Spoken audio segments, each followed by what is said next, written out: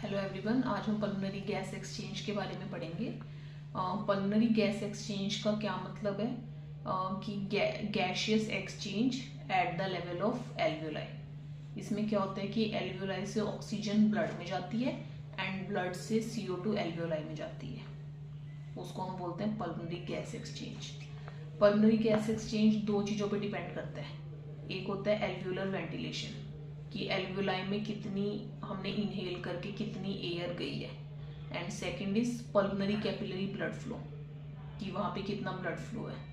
तो क्या होगा कि जब भी हम इनहेल करते हैं तो एल्वियोलाई में ऑक्सीजन जाएगी और ऑक्सीजन कैपिलरीज में चली जाएगी प्रेशर ग्रेडियंट के अकॉर्डिंग, एंड CO2 ब्लड में ज़्यादा है तो वो एल्वियोलाई में चली जाएगी। तो इसको डिटरमाइन करने के लिए क्या पैरामीटर होता है, परफ्यूजन वेंटिलेशन, दो पैरामीटर्स होते हैं।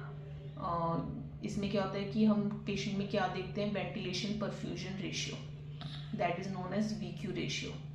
नॉर्मली क्या होता है कि जो वेंटिलेशन है वो परफ्यूजन है वो सेम होनी चाहिए, तो VQ रेशियो 1 होनी चाहिए। इसका मतलब क्या है कि जितना वेंटिलेशन हुआ, जितनी ऑक्सीजन एल्वियोलाई में गई वो पूरी ब्लड में चली गई और यूज हो गई। पर अगर किसी भी वजह से या तो वेंटिलेशन ज़्यादा है या परफ्यूजन ज़्यादा है, अगर वेंटिलेशन ज़्यादा है और ब्लड में कम जा रही है तो उसकी वजह से भी वेस्टेज ऑफ गैसेज होगी। और दूसरा क्या है कि अगर परफ्यूजन ज़्यादा है, वेंटिलेशन कम है, तो उसकी वजह से क्या होगा कि लेस ऑक्सीजनेशन होगी ऑफ द ब्लड। तो दोनों ही हमारे लिए हार्मफुल है। अगर वेंटिलेशन ज़्यादा है और परफ्यूजन कम है तो उसको हम क्या बोलेंगे, डेड स्पेस वेंटिलेशन, क्योंकि बहुत सारी जो गैस है वो वेस्ट हो रही है। दूसरा क्या है कि अगर परफ्यूजन ज़्यादा है और वेंटिलेशन कम है, उसको हम बोलेंगे intrapulmonary shunting. This we will discuss one by one.